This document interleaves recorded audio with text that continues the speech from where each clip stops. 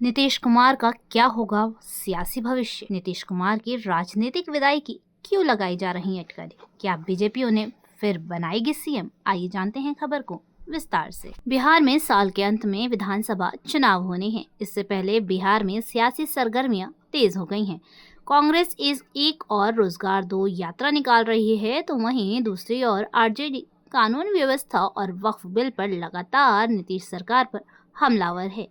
BJP और JDU इन सबसे दूर अपनी चुनावी तैयारियों को धार देने में जुटे हैं। पूर्व केंद्रीय मंत्री अश्विनी कुमार चौबे ने एक दिन पहले बयान दिया जिसने पटना से लेकर दिल्ली तक सियासी भूचाल ला दिया। हालांकि चौबे ने कहा कि ये उनकी व्यक्तिगत इच्छा है। उधर बीजेपी ने इस बयान पर कोई खास प्रतिक्रिया नहीं दी है। ऐसे में आइए जानते हैं कि बिहार में अगर जेडीयू को कम सीटें मिलती हैं तो नीतीश कुमार का सियासी भविष्य क्या है। नीतीश कुमार के बारे में कहा जाता है कि वे अपने निर्णयों से सबको चौंकाते आए हैं। वे कई बार पाला बदल चुके हैं। लोकसभा चुनाव 2024 से पहले उनका एनडीए में आना इसकी बड़ी मिसाल है। इस बीच पूर्व केंद्रीय मंत्री का ये कहना है कि नीतीश कुमार को केंद्र में डिप्टी पीएम बनना चाहिए। ये उनकी व्यक्तिगत इच्छा है। बिहार चुनाव से पहले नीतीश कुमार की पार्टी की चिंताएं लगातार बढ़ती जा रही हैं। वक्फ बिल पर केंद्र सरकार को समर्थन के बाद उनका मुस्लिम वोट बैंक खिसकना तय माना जा रहा है। ऐसे में सीएम नीतीश और उनकी पार्टी अति पिछड़ा और पिछड़ा वोट पर अपनी पकड़ मजबूत करने में जुटी है। राजनीतिक पंडितों की माने तो बिहार में बीजेपी एक उभरती हुई ताकत है।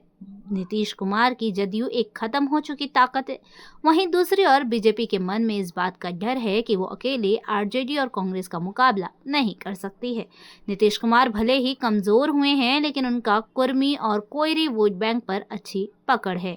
इसके अलावा उनकी नज़र दलित वोट बैंक पर भी है। ये सर्वविदित है कि 2020 के विधानसभा चुनाव में अगर चिराग पासवान नीतीश कुमार के खिलाफ अपने उम्मीदवार नहीं उतारते तो उनकी पार्टी की ये स्थिति नहीं होती जो आज है।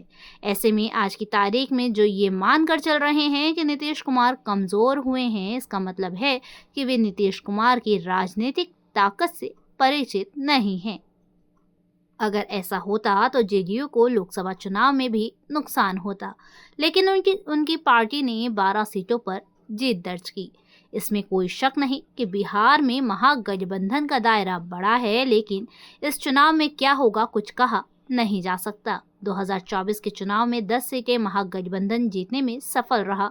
महागठबंधन सेंधमारी करने में सफल तो रहा, लेकिन वे एनडीए को ज्यादा नुकसान नहीं पहुंचा पाए। ऐसे में जो नेता और दल ये मानकर चल रहे हैं कि नीतीश कुमार बिहार में कमजोर हो चुके हैं, ये उनकी बड़ी भूल हो सकती है।